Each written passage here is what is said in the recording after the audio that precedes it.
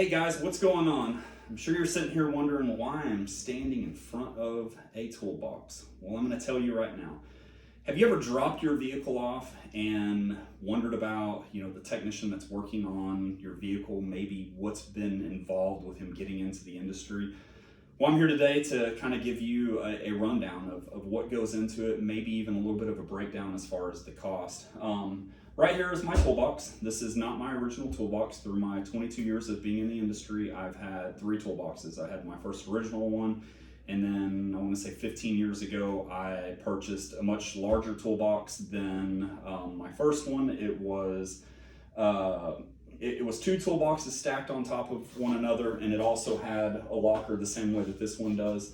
And anyways, toolbox served me well. It was an awesome toolbox. Back then, I want to say that I paid about $12,000 for the toolbox. Fast forward to 2 years ago, and I want to say this toolbox was at $32,000. The neat thing about it is that you can trade toolboxes in. It's similar to having a vehicle, but really the way for a technician to look at a toolbox is it's an asset. It's a tool that that you can carry on. You can use for a long time. My hopes with purchasing, not my hopes, my thoughts with it were, yes, I wanted a nicer toolbox, but I also thought about Dylan and Parker. Is this something that maybe one day they want to get into, or if they don't, when I pass on, guess what, they're gonna have one heck of a toolbox, and I think that would be awesome to have something like this in my garage, but who knows. So but anyways, looking back in my time and what I have invested, and I can probably speak for the majority of my technicians that are out here, I would be willing to bet that this toolbox alone, in my own personal tools, houses somewhere in the range of $140 to maybe even $160,000. And I know that you're probably sitting there going, "Holy cow! How are you going to spend that? How or why?" Well, I go back to the whole deal, and this is something that I say to my guys all the time: is you got to be prideful of everything that you have. And yes, I have very, very, very nice tools. Could I buy cheaper ones? Yes. But at the same time, what happens if I'm in the middle of a job and the tool breaks? I am a big believer in quality over quantity, and I always use this expression: I'm too broke to buy cheap stuff.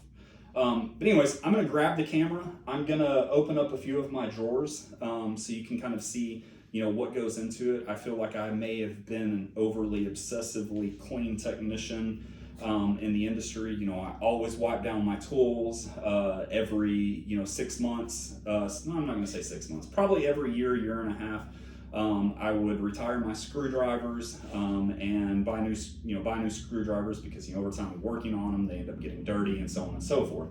But enough with that. I'm going to grab this camera. I'm going to go over it. You guys have any questions or anything like that, reach out to me. You have somebody that's looking to get into the industry, reach out to me. I love talking about stuff like this.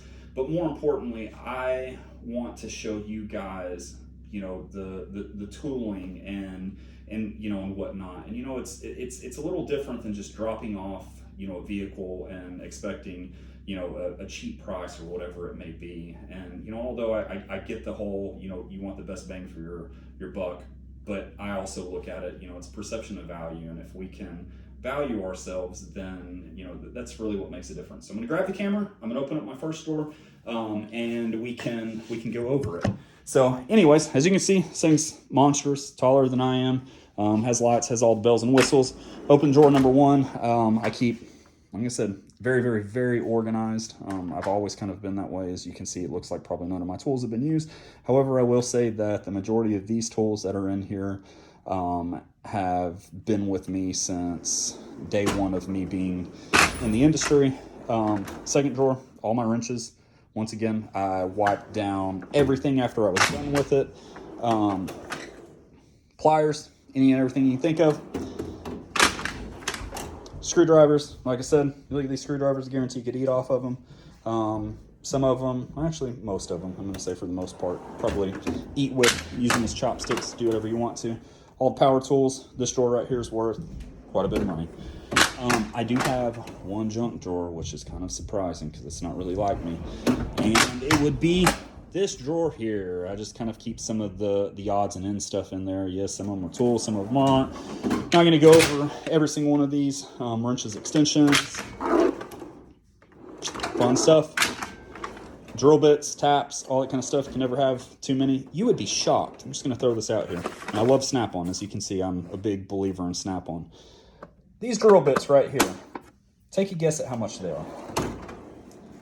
They're crazy. I'm going to say they probably run close to $600, which is wild. Here, always keep special tools, specialty brake fluid, that kind of stuff.